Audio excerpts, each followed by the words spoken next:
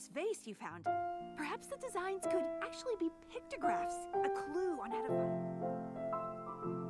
¿Lo recuerdas? A esa persona, ese lugar, ese instante. ¿Recuerdas cómo te hizo sentir? ¿Lo extrañas? Yo sí. A veces. Y no está mal. De vez en cuando no hace tanto mal. Porque volver al pasado no siempre es una forma de huir. A veces es una forma de recordar quién fuimos. Como diría Carl Jung, no hay despertar de la conciencia sin dolor. A veces recordar nos duele, pero también nos revela. Nostalgia.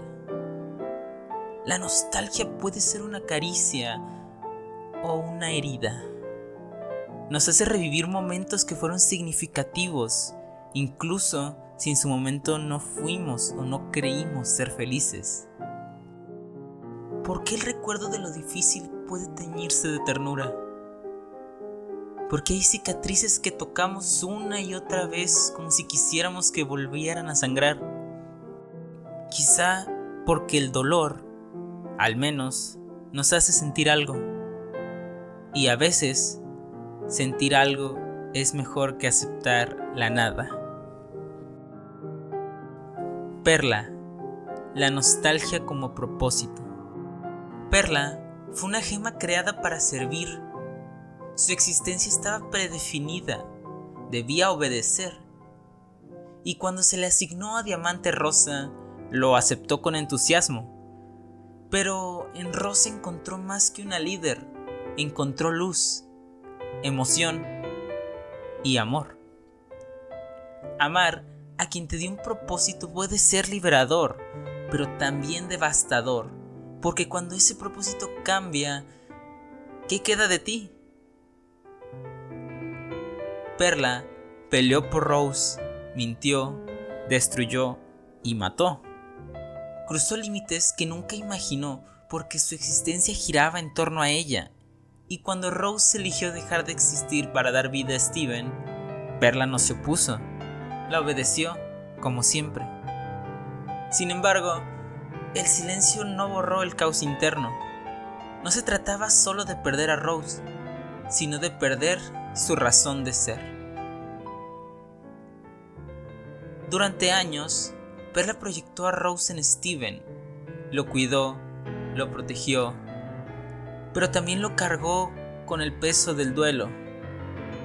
Como escribió Viktor Frankl, psiquiatra y sobreviviente del Holocausto, el sufrimiento deja de ser sufrimiento en cuanto se encuentra sentido.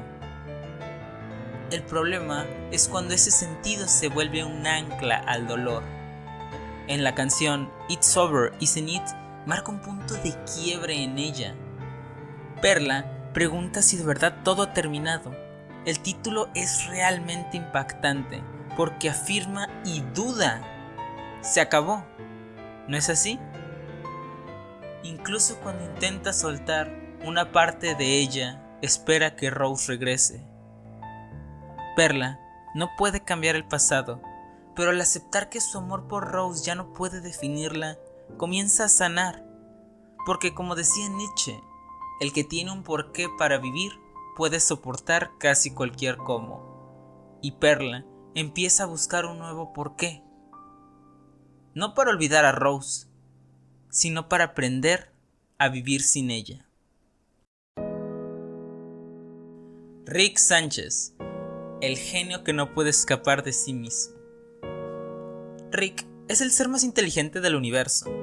Puede burlar la muerte, crear realidades, manipular el tiempo. En pocas palabras, puede hacer lo que quiera, excepto lo único que quiere hacer. Rick perdió a su esposa Diane y a su hija a manos de una versión malvada de él mismo. Esa pérdida no fue un accidente, fue una tragedia provocada. Todo con el objetivo de que Rick deje de lado esas emociones que de cierta forma lo atan o limitan su potencial. Desde entonces, Rick se convirtió en un hombre en guerra con su reflejo. Siguió viviendo, pero no en el mismo sentido.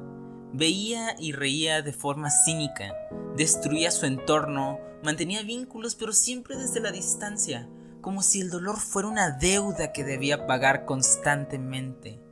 La psicología habla del duelo congelado, una forma de vivir en pausa en la que no te permites avanzar.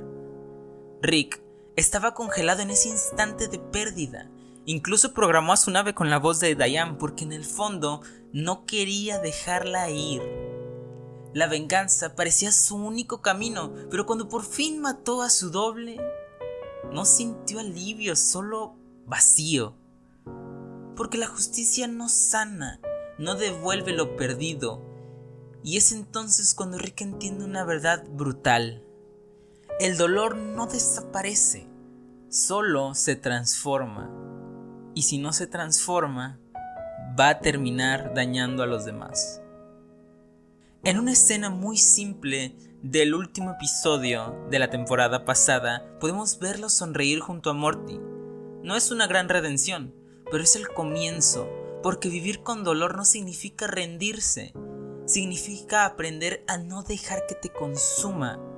Como escribía Albert Camus, en medio del invierno encontré dentro de mí un verano invencible.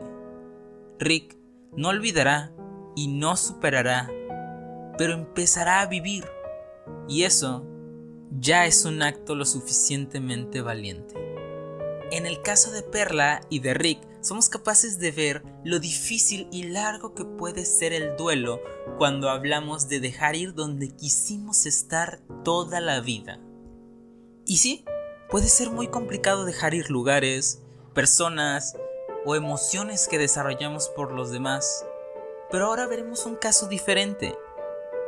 No se trata de la pérdida o desaparición de una persona, sino de la aceptación de que ya no es la misma, de que ha cambiado, de respetar esos cambios y cómo seguir adelante con ellos. Simon Petrikov. Y la pérdida que viene con el cambio.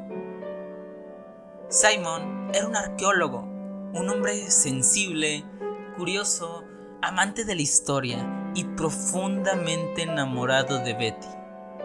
Su relación era imperfecta, como todas, pero auténtica, hasta que encontró una corona mágica. La magia en Hora de Aventura siempre tiene un precio, y la de la corona fue el más alto, su propia humanidad. Poco a poco, Simon dejó de ser Simon. Olvidó palabras, rostros, recuerdos. Se volvió inestable y delirante. Entonces nació el Rey Helado. Betty, incapaz de verlo desaparecer, hizo hasta lo imposible para poder salvarlo. Viajó en el tiempo, desarmó universos y rompió las reglas de la realidad misma. Pero en su lucha por salvarlo, se perdió a sí misma.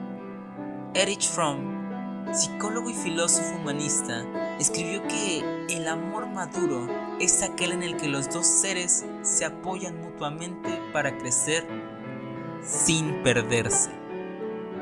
Pero Betty se desvaneció en su deseo de recuperar a un Simon que ya no existía. Y cuando Simon finalmente recupera su mente, ya no hay nadie a quien volver. Betty ya no era la misma. Se fusionó con una entidad cósmica. Ya no es la mujer que él amaba. En Fiona y Cake, Simon parece roto, y es porque lo está. Después de años de estar atrapado en la mente y el cuerpo de alguien que no reconocía, ahora tiene que existir en una realidad en la cual siente que no pertenece, no vive, sobrevive. Viaja por los multiversos buscando una respuesta. ¿Cómo seguir sin ella? Y no lo acepta. En Simon podemos ver un claro ejemplo de las etapas del duelo. Y es lo complicado del duelo. Nunca es algo lineal. A veces volvemos después de creer que lo habíamos superado. Primero está la negación, la ira, la negociación, la depresión y finalmente la aceptación. Pero no se acaba en la aceptación. Puede que volvamos a la depresión, a la ira, a la negociación o a la negación. Y es difícil. Es aún más difícil tener a la persona enfrente, verla, pero no reconocerla, saber que no es la misma y tener que aceptar eso, tener que aceptar que ahora están en caminos distintos y que eso está bien. Aunque las emociones nos aten, las decisiones ya fueron tomadas y hay que aceptar las consecuencias de ellas. Como dijo Heráclito, ninguna persona se baña dos veces en el mismo río, porque no es el mismo río y tampoco somos la misma persona. El agua fluye y nosotros también. El cambio, a pesar de todo lo que puede conllevar, es una muestra constante de que estamos vivos. Me gusta ver los recuerdos que tuve con los demás como si fuera un lago. Uno al que voy a recordar quién fui. A recordar lo que hice y a recordar que no todo fue malo o no todo fue bueno. Pero hay que tener cuidado porque es muy fácil ahogarse en ese lago. Y es muy fácil no querer irse de ahí. A veces hay que salir de ese lago o de ese río, tomar distancia, dejar que las heridas cicatricen, que el alma respire, porque solo así también nosotros podremos cambiar y crecer, podremos sanar. Y cuando estemos listos podremos volver a ese lago, sin miedo, no para quedarnos y no para volver al pasado, sino para agradecerlo, para sonreír por los momentos hermosos, por las risas compartidas, por las miradas silenciosas, por lo que aprendimos, para abrazar el recuerdo sin que duela, para mirar atrás con paz y no con nostalgia, porque la memoria no debe ser una jaula, sino un jardín, uno al que regresamos no para llorar, sino para florecer. La nostalgia, más allá de todo lo que nos puede hacer sentir, es una prueba irrefutable y silenciosa de que algo valioso existió. Es el eco de una risa que ya no escuchamos, el reflejo tenue de una mirada que amamos, la sensación cálida de un momento que se fue. Y aunque puede reconfortarnos, también puede volverse una cadena, porque a veces no lloramos por lo que perdimos, sino por lo que jamás volverá a ser. Nos aferramos al pasado porque nos dio sentido, pero vivir anclados a lo que fue es olvidar que aún estamos vivos, que aún tenemos caminos que andar, personas que amar, historias por escribir. La nostalgia no es el enemigo es rendirse a ella, permitir que nos consuma al punto de olvidarnos a nosotros mismos. Simon, Betty, Perla, Rick, todos ellos reflejan una verdad humana, la lucha por retener lo que amamos, incluso cuando el tiempo y la realidad nos exigen soltar. Todos buscamos sentido en los recuerdos, pero algunos descubren tarde o temprano que la verdadera compasión no siempre está en el aferrarse, sino en aprender a vivir con lo que pasó. Y sí, yo sé que puede ser difícil, pero a veces hay que ver ese lugar por última vez. Hay que ver a esa persona a los ojos y darnos cuenta que ya no es la misma. Y que eso está bien, porque al vernos al espejo, veremos que nosotros tampoco.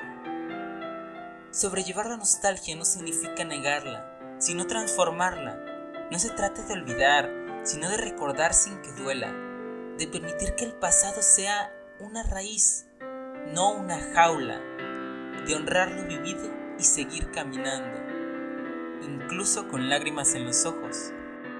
Porque al final, crecer es aprender a recordar con amor, a mirar atrás sin rompernos y a decir, gracias por haber sido parte de mi historia. La nostalgia no es el fin, es el rastro de algo que valió la pena. Así que hay que levantar la mirada y asegurarnos de que la vida que escogemos también valga la pena.